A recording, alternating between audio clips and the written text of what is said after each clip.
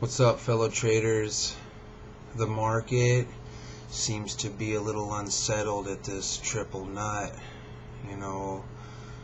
bouncing from the quadruple nut we seen to the triple nut we're at now, which,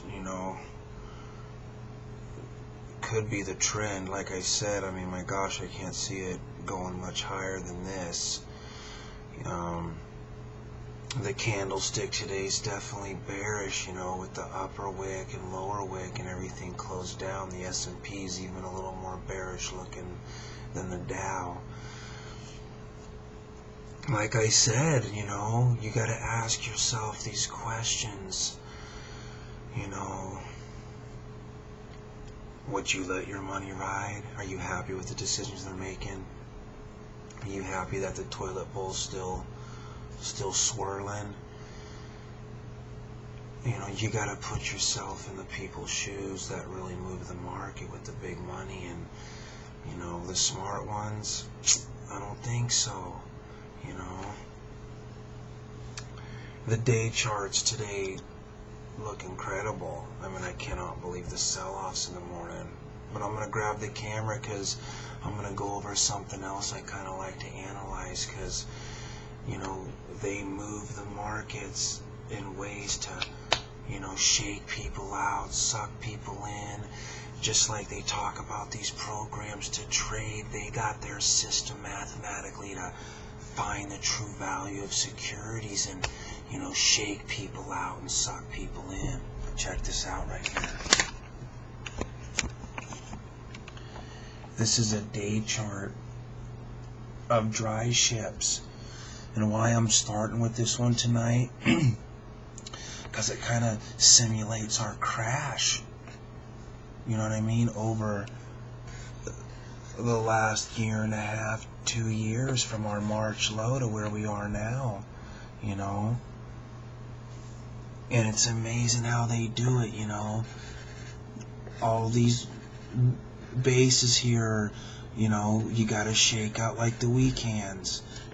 Up and hard down. These are hard down candlesticks, And yeah, this is an intraday chart, but, this is kind of how I get my charting, And look at how up here, as it like rolled over, they shot it back up again, and then down, and then kind of based again, just like one of these. See?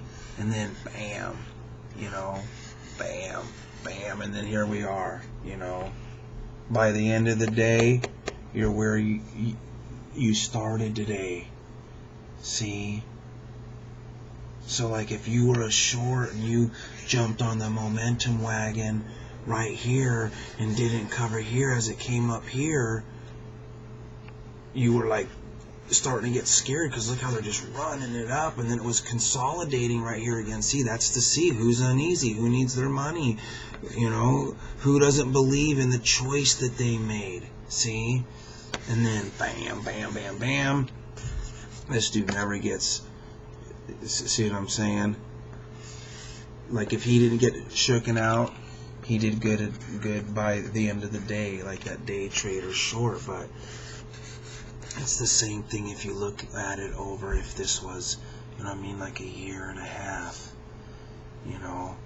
Look at this head and shoulders right here. See? Boom, boom, and then look at this. Look how they just, so whoever was looking at this chart today, look how they just sucked you out. Faked you out, then brought it home. Dry ships. Like I showed some day charts yesterday. I just want to click through some. Look at that hard sell-off in dry ships, Let's go to Eagle, like the one that I'm going to pick back up under 5 and start building a position, one of these down here, Because that's what they're doing right now. Remember when dry ships and Eagle, dry ships ran from 3 to like 20 last time when the first crash happened. When it's time to start moving goods. Look at these hard sell-offs. Bed Bath and Beyond. Bam! I mean that is,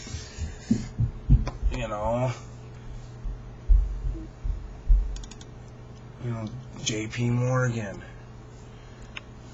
These are nice. I mean, the pressure's on Chipotle. The pressure's on right now. So it's definitely going to be interesting. The SSO. Microsoft. Remember, Microsoft's one of the few that, has the most potential right now. New type stuff that, people can't seem to live without. Like if your car breaks down, you'll go get your car fixed, people feel lost without their way on the web and communicating in their computer, especially with more people at home. That's where they're going to spend money first. And look at even the Microsofts are being sold off. So it's definitely going to get interesting. CSX. Wells Fargo. You just go through them.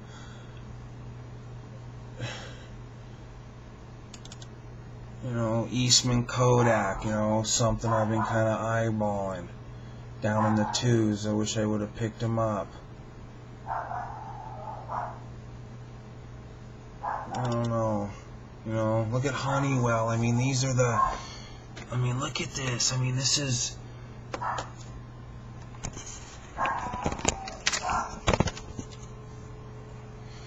But I definitely like to go over those day charts like that, because you can lay them out and picture them and kind of get ideas how things flow over a long period of time by checking out an intraday chart.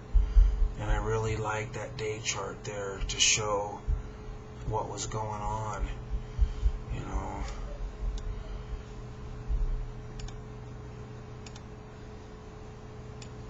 Something else I did today just to check something out as far as FAS. The riff and fell from their high today at 750, where they closed around 730-ish. That was almost a 3% run right there. Downfall.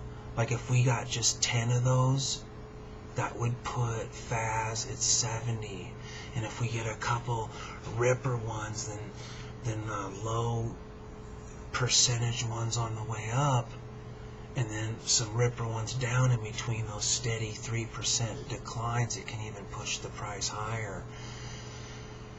So that's the thing with these triple leveraged ETFs, I believe, too, is, yeah, it's working against us right now, but it's going to work with us once it starts going the other way, especially if we get the moves we need, 23% downs would put us damn near at 180, I think, right there.